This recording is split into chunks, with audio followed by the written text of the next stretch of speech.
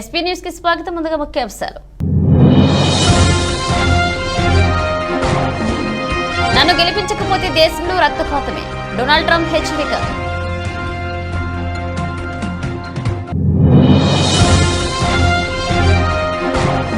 Delhi CM Kejriwal ను వదలని ED, విచారణకు రావాలంటూ మరొకసారి సమన్లు జారీ.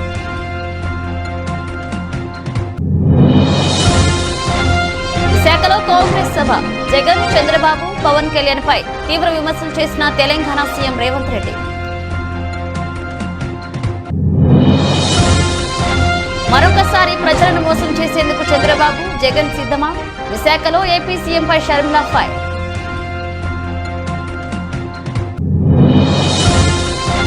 కుటుంబ సభ్యులను కలిసేందుకు ఎమ్మెల్సీ కవితకు సిబిఐ ప్రత్యేక కోర్టు అనుమతి. కవితను కలనున్న కేటీఆర్, హరీష్ రావు.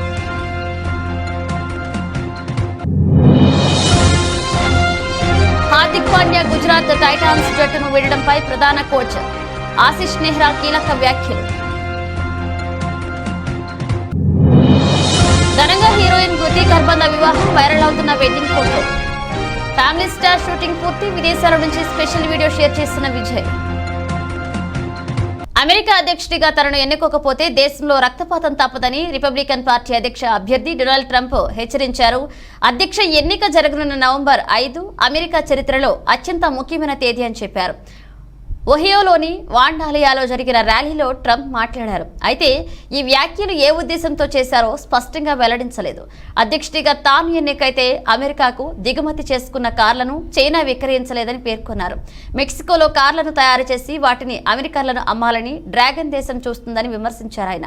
తన ప్రత్యర్థి అయిన జో బైడెన్ను చెత్త అధ్యక్షుడిగా అభివర్ణించారు ట్రంప్. వలసదారులకు మిలియన్ల కొద్దీ వర్క్ పర్మిట్లు మంజూరు చేయడం ద్వారా ఆఫ్రికన్ అమెరికన్ ఓటర్లు బైడెన్ను వెన్నుపోటు పొడిచారని ఆరోపించారు Trump. Hello everyone. It's your favorite president speaking to you on a really great day of victory.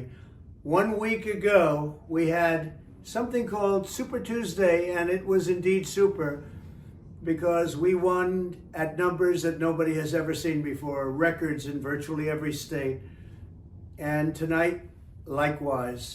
But this one got us over the top. The Republican National Committee has just declared us the official nominee, and so we're the official nominee of the Republican Party, which is a big deal.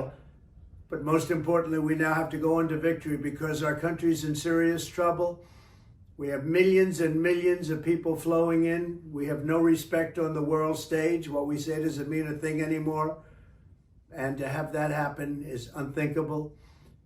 We have an economy that outside of certain little areas is doing very poorly.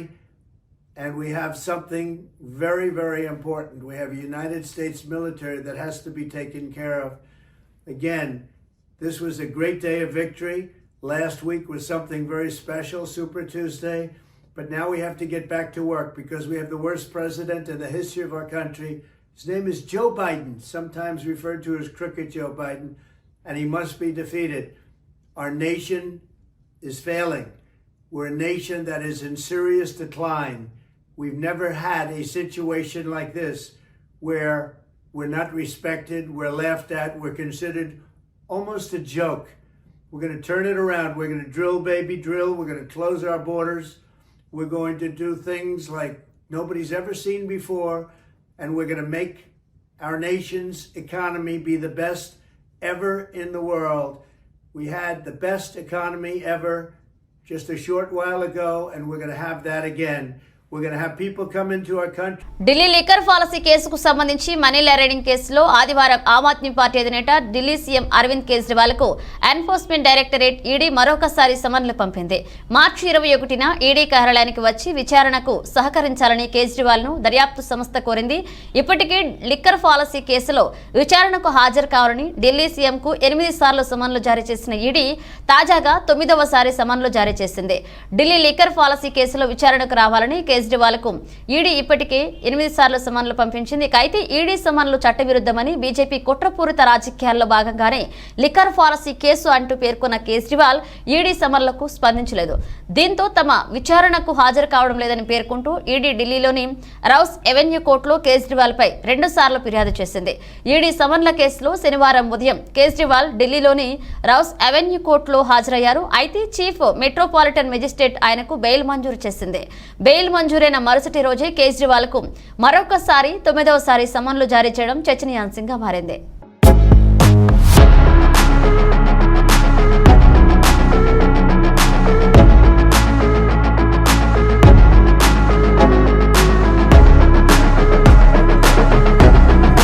Andhra Pradesh నేతలు జగన్, చంద్రబాబు, పవన్ కళ్యాణ్ పై తెలంగాణ ముఖ్యమంత్రి రేవంత్ రెడ్డి విమర్శలు గుప్పించారు. BJP అంటే బాబు, జగన్, పవన్ అని అన్నారు. విశాఖలో నిర్వహించిన కాంగ్రెస్ సభలో రేవంత్ రెడ్డి మాట్లాడుతూ వైసీపీ, టీడీపీ, జనసేనలో ఎవరు గెలిచినా మోదీ పక్కనే చేరాలని విమర్శించారు. ఆయన మోదీని నిలదీసే ధైర్యం జగన్, చంద్రబాబు, పవన్ లో ఎవరికైనా ఉందా అని రేవంత్ రెడ్డి అన్నారు. వెన్నుముకలేని నాయకులు ప్రజల సమస్యలు పరిష్కరించలేరని అన్నారు. ఈ సభను చూస్తుంటే హైదరాబాద్ లో తాను నిర్వహించిన సభ గుర్తొస్తుందని చెప్పారు. ఏపీలో కాంగ్రెస్ లో వైఎస్ఆర్ బిడ్డ వైఎస్ షర్మిల సభ పెడితే అద్భుతంగా విజయవంతం అవుతుందని అక్కడే చెప్పానని తెలిపారు. వైఎస్ఆర్ వారసులు ఎవరనే అనుమానాలు ఉండొచ్చని, వైఎస్ఆర్ సంకల్ప దీక్షను నిలబెట్టే వారే వారసులవుతారని అన్నారు. రాజశేఖర్ రెడ్డికి అసలు వారసురాలు షర్మిలారెడ్డి అని చెప్పారు. షర్మిలకు ప్రజల మద్దతు ఇవ్వాలని కోరారు రేవంత్ రెడ్డి. వైఎస్ షర్మిల గారి నాయకత్వంలో విశాఖపట్నంలో ఏర్పాటు చేసిన న్యాయ సాధన సభ, విశాఖ ఉక్కు ఆంధ్రుల హక్కు అని వేలాదిగా మీరు తరలి వచ్చి రాజశేఖర రెడ్డి గారి అభిమానులుగా మీ ఉక్కు కర్మాగారాన్ని ఆనాడు త్యాగాల పునాదుల మీద సాధించుకున్న మీరు ఇవాళ విశాఖ ఉక్కును కాపాడుకోవాలని ఒక కార్యక్రమాన్ని ఏర్పాటు చేస్తే, ఈ కార్యక్రమంలో పెద్దలు రఘువీరారెడ్డి గారు CWC member, doctor YS Rajasekhara Reddy గారి ఆత్మ అడుగడుగున ఆయనను వెన్నంటి నిలబడ్డ డాక్టర్ కేవీపీ రామచంద్రరావు గారు, అదేవిధంగా కేంద్ర మంత్రివర్యులు పల్లం రాజు గారు, అదేవిధంగా సిపిఐ నాయకులు నారాయణ గారు, సిపిఎం నాయకులు, అదేవిధంగా కాంగ్రెస్ పార్టీ కార్యనిర్వాహక అధ్యక్షులు, జిల్లా పార్టీ అధ్యక్షులు మిత్రుడు రుద్రరాజు గారు, అదేవిధంగా మండల పార్టీ నాయకులు, గ్రామస్థాయి నాయకులు, రాజశేఖర రెడ్డి గారి అభిమానులందరికీ కూడా హృదయపూర్వకంగా నమస్కారం తెలియజేస్తున్న మిత్రులారా, ఈరోజు వైఎస్ షర్మిల గారి నాయకత్వంలో ఈ సభను చూస్తుంటే నాకు విశాఖపట్నంలో ఉన్నట్టు లేదు. హైదరాబాదు నగరంలో, తెలంగాణలో నేను నా కార్యకర్తలతో ఏర్పాటు చేసిన సభ ఎంత విజయవంతం అవుతుందో, వేలాది మంది వచ్చి అండగా నిలబడతారో ఇవాళ ఇక్కడ చూస్తుంటే నాకు హైదరాబాద్ నగరంలో కాంగ్రెస్ పార్టీ సభను ఏర్పాటు చేసినట్టుగా ఉంది. వాస్తవంగా నేను ఈ సభకు రావాలనుకున్నప్పుడు కొంతమంది మిత్రులు అన్నారు, అక్కడ కాంగ్రెస్ పార్టీ లేదు కదా, మీరెళ్ళి సభ వైఫల్యం చెందితే మనకు చెడ్డ పేరు వస్తుంది కదా అని. అంటే నేను ఒక మాట చెప్పిన వాళ్లకు, వైఎస్ఆర్ బిడ్డ, వైఎస్ఆర్ ఆశయ సాధన కోసం, విశాఖ ఉక్కును కాపాడాలనే ఉక్కు సంకల్పం కోసం షర్మిలమ్మ సభ పెడితే తప్పకుండా ఆయన అభిమానులు అందరూ అక్కడికి వస్తారు, అండగా నిలబడతారని నేను వారికి చెప్పిన ఆ నమ్మకం, విశ్వాసం డాక్టర్ వైఎస్ఆర్ మీద మీరు చూపించి షర్మిలమ్మను ఆశీర్వదించి విశాఖ ఉక్కును కాపాడుకోవడానికి వచ్చినందుకు మీకు అందరికీ మనస్ఫూర్తిగా ధన్యవాదాలు తెలియజేస్తున్న మిత్రులారా, భౌగోళిక రాష్ట్రాలుగా విడిపోయినాం. ఇక్కడ ఉన్నప్పుడు మనకు ఆంధ్రప్రదేశ్, తెలంగాణ, కానీ మన హక్కుల కోసం మన ఆస్తులు కొల్లగొట్టడానికి ఢిల్లీ పెత్తందారులు మన మీద దండయాత్ర చేస్తే మనం తెలుగు వాళ్ళం, మనం అన్నదమ్ములం, ఒకరికి ఒకరం అండగా నిలబడి ఢిల్లీ నుంచి సుల్తానులు వచ్చినా, జాగీర్దారులు, జమీందారులు వచ్చినా తెలుగు గడ్డ మీద జాగ్ స్టీల్ ప్లాంట్ కోసం సీఎం జగన్ ఎందుకు ఉద్యమం చేయలేదని ఏపీ కాంగ్రెస్ అధ్యక్షులు వైఎస్ షర్మిల ప్రశ్నించారు. వైజాగ్ స్టీల్ ప్లాంట్ కోసం సీఎం జగన్ ఎందుకు ఉద్యమం చేయలేదని ఏపీ కాంగ్రెస్ అధ్యక్షులు వైఎస్ షర్మిల ప్రశ్నించారు. తమ ప్రాణాలు అడ్డువేసి అయినా సరే స్టీల్ ప్లాంట్ ను కాపాడుకుంటామని ప్రకటించారు. విశాఖ ఉక్కు ఆంధ్రుల హక్కు పేరుతో శనివారం సాయంత్రం స్టీల్ ప్లాంట్ ఆవరణంలో ఏర్పాటు చేసిన సదస్సులో ఆమె మాట్లాడారు. ఇప్పటికే గంగవరం పోర్టును ఆదానికి అప్పగించారు. విశాఖ స్టీల్ ప్లాంట్ పై కుట్రలు పన్నుతున్నారని అన్నారు. క్రమంగా పరిశ్రమను నష్టాల్లోకి తీసుకువెళ్లారు. ఇక్కడ పనిచేసే 30,000 మంది కార్మికులు ఏం కావాలి, పరిశ్రమను ప్రైవేట్ పరం చేయొద్దని అసెంబ్లీలో తీర్మానం చేసి చేతులు దులుపుకుంటుంటే సరిపోతుందా? ప్రత్యేక హోదా, పోలవరం, రాజధాని గురించి కేంద్రాన్ని పాలకపక్షం, ప్రతిపక్షం ఎవరు అడగరు. ఒక్కరంటే ఒకరైనా కార్మికులకు మద్దతుగా నిలిచారా? సిద్ధం సభలకు జగన్ 600 కోట్లు ఖర్చు పెడుతున్నారని, ప్రజలను మరొకసారి మోసం చేసేందుకు ఆయన సిద్ధమయ్యారంటూ షర్మిల విమర్శించారు. రాష్ట్రంలో ఎక్కడ చూసినా ల్యాండ్ మైనింగ్, లిక్కర్ మాఫియా అనే సంపూర్ణ మద్యపాన నిషేధమని హామీ ఏమైందంటూ ప్రశ్నించారు. పూర్తిగా మద్య నిషేధం చేయకపోతే వచ్చే ఎన్నికల్లో ఓట్లు అడగనన్నారు. చివరికి ప్రభుత్వమే మద్యం విక్రయిస్తుంది. 10 ఏళ్లుగా కేంద్రంలో అధికారంలో ఉన్న భాజపా రాష్ట్రానికి ఏమైనా ఇచ్చిందా అంటూ ప్రశ్నించారు. ఒక ఊరి అభ్యర్థులను మరొక ఊరికి మార్చడం ఎప్పుడూ చూడలేదన్నారు. అభ్యర్థులను బదిలీ చేయడం వైకాపాలోనే చూస్తున్నామని షర్మిల విమర్శించారు. చేశాడు రాజశేఖర రెడ్డి గారు విశాఖ ఉక్కు కోసం.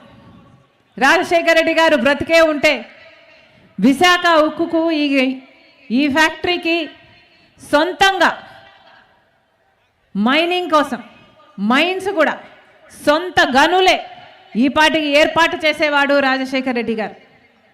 కానీ దురదృష్టం, కాంగ్రెస్ పార్టీ ఎన్ని ప్రయత్నాలు చేసినా ఈ రోజు వరకు ఒక సొంత మైన్ లేకపోయింది విశాఖ ఉక్కుకు. కానీ 2014 వరకు లాభాలలో నడిచిన ఫ్యాక్టరీ ఆ తర్వాత క్రమంగా ఒకటొకటిగా వచ్చిన ప్రభుత్వాల ప్రోత్సాహం లేకపోతే క్రమంగా నష్టాల్లో, క్రమంగా అప్పుల్లో కూరుకుపోయింది విశాఖ స్టీల్. కారణం ఎవరు? దొంగలు ఊళ్ళు దోచుకున్నారు అన్నట్టు ఈ విశాఖ ఉక్కును దోచుకోవడానికి తయారయ్యారు కేంద్ర రాష్ట్ర ప్రభుత్వాలు. కారణం 35,000 ఎకరాల ల్యాండ్ బ్యాంక్ ఉన్న ఫ్యాక్టరీ విశాఖ ఉక్కు. దాదాపు లక్షల కోట్లు విలువ చేస్తుంది.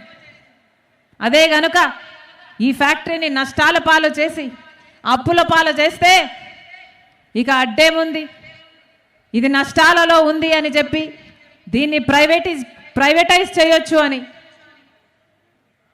కుట్ర పన్నారు కేంద్ర రాష్ట్ర ప్రభుత్వాలు. ఇందాక అంకుల్ చెప్పినట్టు, రఘువీరారెడ్డి గారు చెప్పినట్టు, ఒక కుక్కను చంపాలంటే ఇది పిచ్చిది అని పుకారు పుట్టిస్తే చాలట, పెద్ద పని కాదు. అలాగే విశాఖ ఉక్కుకు సంబంధించి ఒక్కొక్కటిగా అసలు మైన్ లేకుండా ఇంతవరకు ఉంది అంటే దానికి ప్రధాన కారణమే ప్రభుత్వాలు.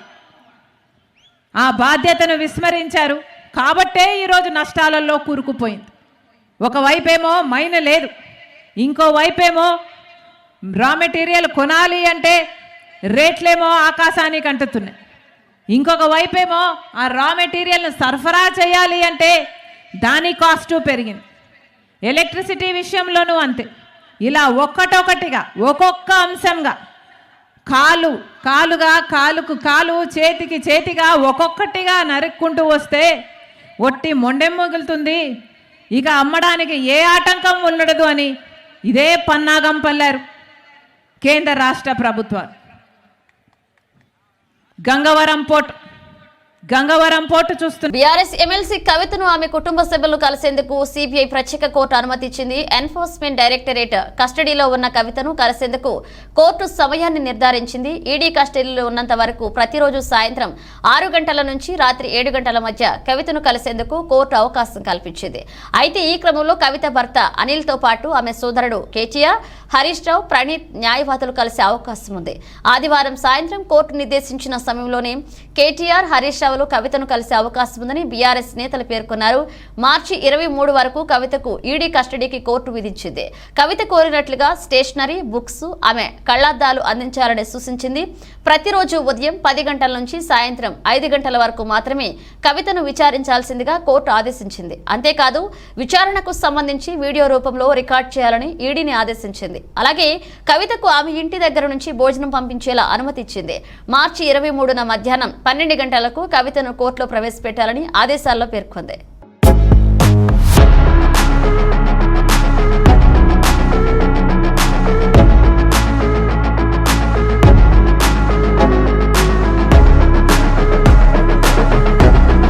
ఇండియన్ ప్రీమియర్ లీగ్ ఐపీఎల్ 2024 టోర్నీ నెల 22 నుంచి ప్రారంభం కానుంది. తొలి match Chennai Super Kings, Royal Challengers Bengaluru జట్ల మధ్య జరగబోతుంది. ఈసారి ఐపీఎల్ జట్టులో ప్రధాన ఆకర్షణగా హార్దిక్ పాండ్యా నిలబోతున్నారు. ముంబై ఇండియన్స్ జట్టు సారథిగా బరిలోకి దిగనున్న పాండ్యా జట్టును ఏ మేరకు విజయ్ తీరాలకు చేర్చుతాడు, రోహిత్ శర్మ తరహాలో ముంబై జట్టును విజేతగా నిలుపుతాడా అనే అంశాలపై అందరూ ఆసక్తిగా ఎదురు చూస్తున్నారు. మరొక వైపు రోహిత్ ను కెప్టెన్సీ నుంచి తొలగించడంపై ముంబై జట్టు రోహిత్ ఫ్యాన్స్ సోషల్ మీడియా వేదికగా మండిపడుతున్నారు. ఈ క్రమంలో జట్టును ముందుకు నడిపించడంలో హార్దిక్ పాండ్యా ఏమాత్రం విఫలమైనా అతని క్రికెట్ కెరీర్ పైన ప్రభావం పడే అవకాశం ఉందని మాజీలు పేర్కొంటున్నారు. అయితే తాజాగా హార్దిక్ పాండ్యా గుజరాత్ టైటాన్స్ జట్టును వీడడంపై ఆ జట్టు ప్రధాన కోచ్ ఆశిష్ నెహ్రా కీలక వ్యాఖ్యలు చేశారు. హార్దిక్ పాండ్యా గుజరాత్ టైటాన్స్ జట్టును వీడి ముంబై ఇండియన్స్ జట్టులో చేరడం అనేది ఆయన ఇష్టం. అతన్ని నేనే ఆపేందుకు ఎప్పుడూ ప్రయత్నించలేదు. క్రీడల్లో ఏం జరిగినా ముందుకు సాగిపోవాలి. హార్దిక్ పాండ్యా తరహాలో అనుభవజ్ఞుడు దొరకడం కష్టమన్నారు ఆయన. ఈసారి మహమ్మద్ షమీ కూడా మాకు అందుబాటులో లేడు. అందుబాటులో ఉన్న ఆటగాళ్లతోనే ఐపీఎల్ 2024కు సన్నద్ధమవుతున్నాం. ఐపీఎల్తో తొలుత హార్దిక్ ముంబై జట్టుకి ఆడాడు. మళ్లీ తిరిగి ఆ జట్టుకే కెప్టెన్ గా వెళ్తున్నాడు. ముంబై కాకుండా వేరే జట్టుకు వెళ్తే ఆపేవాడినేమో అంటూ ఆశిష్ నెహ్రా వ్యాఖ్యానించారు.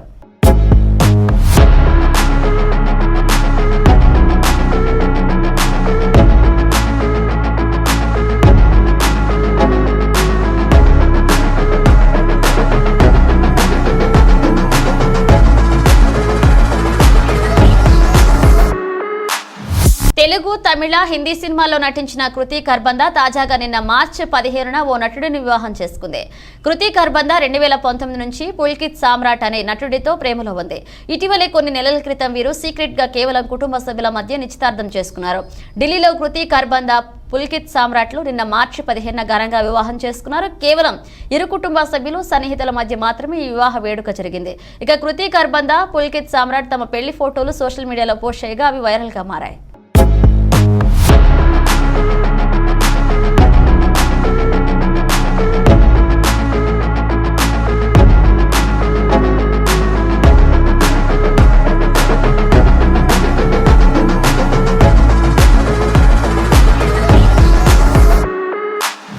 లైగర్ సినిమా భారీ పరాజయం తర్వాత విజయ్ దేవరకొండ ఫ్యామిలీ స్టార్ అంటూ రాబోతున్నాడు. గతంలో తనకి గీతా గోవిందం లాంటి 100 కోట్ల హిట్ సినిమా ఇచ్చిన పరశురామ్ దర్శకత్వంలో ఈ సినిమా తెరకెక్కుతుంది. దిల్ రాజు నిర్మాణంలో తెరకెక్కుతున్న ఈ సినిమాలో మృణిల్ చాగు హీరోయిన్ గా నటిస్తున్నారు. ఇప్పటికే ఈ సినిమా నుంచి గ్లిమ్స్, టీజర్, సాంగ్స్ రిలీజ్ చేసి మంచి అంచనాలు నెలకొల్పారు. Family star cinema middle class ఫ్యామిలీలకు కనెక్ట్ అవుతూనే విజయ్ డాన్స్ కి కావాల్సిన మాస్ అంశాలు కూడా ఉండబోతున్నట్లుగా తెలుస్తుంది. తాజాగా ఈ సినిమా షూటింగ్ పూర్తయినట్లుగా చిత్ర యూనిట్ ప్రకటించింది. విజయ్ దేవరకొండ, మృణిల్ ఠాగూర్, డైరెక్టర్ పరశురామ్ షూటింగ్ పూర్తయిన సందర్భంగా కౌగిలించుకుని ఆనందం వ్యక్తం చేస్తూ మా షూట్ కంప్లీట్ అయిందని విదేశాల్లో షూటింగ్ లొకేషన్ నుంచి ఓ వీడియోని రిలీజ్ చేశారు. ప్రస్తుతం ఫ్యామిలీ స్టార్ షూటింగ్ అయిపోయింది అంటూ రిలీజ్ చేస్తున్న ఈ చిన్న వీడియో వైరల్ గా మారింది. త్వరలోనే ఈ సినిమా ట్రైలర్ రిలీజ్ చేయనున్నారు. ఇక ఫ్యామిలీ స్టార్ సినిమా ఏప్రిల్ 5న థియేటర్స్ లోకి రానుంది. విజయ్ ఫ్యాన్స్ ఈ సినిమా కోసం ఆతృతగా ఎదురు చూస్తున్నారు. ఈ సినిమాతో ఎలాగైనా హిట్ కొట్టాలని భావిస్తున్నారు.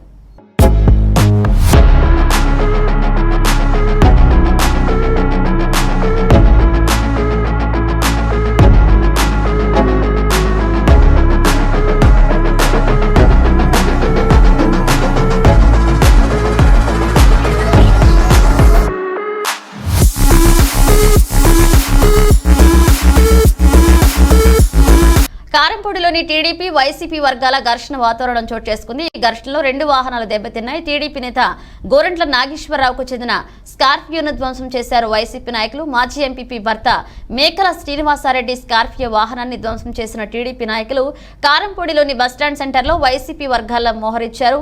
బస్ డిపో వద్ద టీడీపీ వర్గాలు మోహరించారు. పోలీసులు రంగప్రవేశం చేసి ఇరు వర్గాలను చెదరగొట్టే ప్రయత్నం చేశారు పోలీసులు.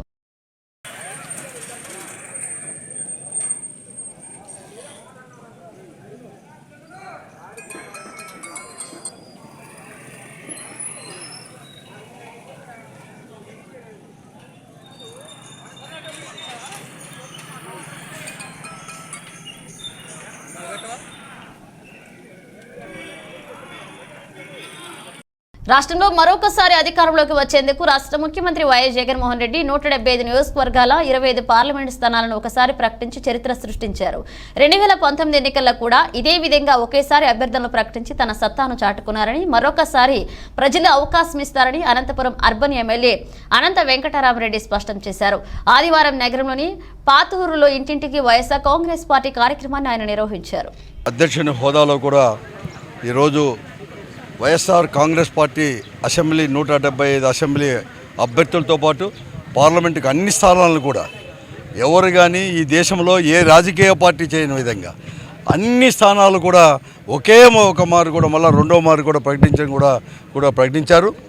ఈరోజు వైఎస్ఆర్ కాంగ్రెస్ పార్టీని రాజకీయంగా ప్రజాక్షేత్రంలో ప్రజల మధ్య ఎదుర్కొనలేక ఒక పిరికి పందల మాదిరి అవకాశవాదుల మాదిరి ఈరోజు ఈ రాష్ట్రంలో కూడా అన్ని రాజకీయ పార్టీలు కూడా పొత్తుపెట్టుకుంటున్నాయి. ఈరోజు ప్రజాగలం పేరిట కూడా గుంటూరు దగ్గర చిలకలూరుపేటలో కూడా ఈరోజు చేస్తున్నారు. అది ప్రజాగలం కాదు, అది మోడీ గలం, అది చంద్రబాబు నాయుడు గలం, అది పవన్ కళ్యాణ్ గారి గలం తప్ప ప్రజాగలం మాత్రం కాదు. ప్రజల యొక్క వాయిస్ ఈరోజు వైఎస్ఆర్ కాంగ్రెస్ పార్టీ ఈరోజు 5 సంవత్సరాల్లో కూడా అధికారంలో ఉన్నా కూడా మేము కూడా ఈరోజు కేవలం ప్రజల యొక్క సంక్షేమే పరమావధిగా కూడా ఈరోజు మేము ముందుకు పోయాం. ఎప్పుడు ఎక్కడా లేని విధంగా కూడా స్వాతంత్రం వచ్చినప్పటి నుంచి కూడా ఏ రాష్ట్రంలో ఏ రాజకీయ పార్టీ కూడా అధికారంలో లేని విధంగా కూడా 4 లక్షల కోట్లకు పైబడి కూడా ఈరోజు సంక్షేమాన్ని ఈరోజు మేము అందించిన ప్రభుత్వం వైఎస్ఆర్ కాంగ్రెస్ పార్టీ ప్రభుత్వం, ముఖ్యమంత్రిగా జగన్మోహన్ రెడ్డి గారిది. అలాగే అనంతపురం అసెంబ్లీ నియోజకవర్గంలో కూడా ఎప్పుడూ లేని విధంగా కూడా ఈరోజు కూడా మేము అభివృద్ధి పథం అనేది అభివృద్ధి చేసి చూపించాం కూడా.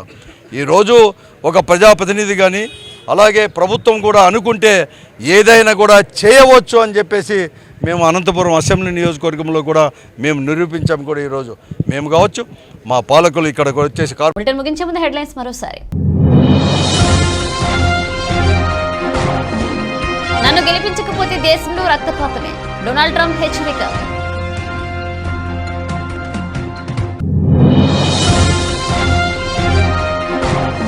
ఢిల్లీ సీఎం కేజ్రీవాల్ ను వదలని ఈడీ, విచారణకు రావాలంటూ మరొకసారి సమన్లు జారీ.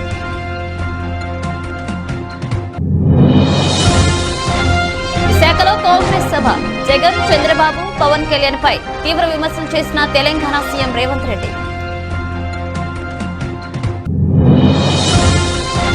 మరొకసారి ప్రజలను మోసం చేసేందుకు చంద్రబాబు, జగన్ సిద్ధమా?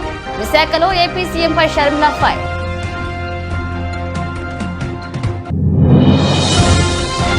కుటుంబ సభ్యులను కలిసేందుకు ఎమ్మెల్సీ కవితకు సిబిఐ ప్రత్యేక కోర్టు అనుమతి. కవితను కలనున్న కేటీఆర్, హరీష్ రావు.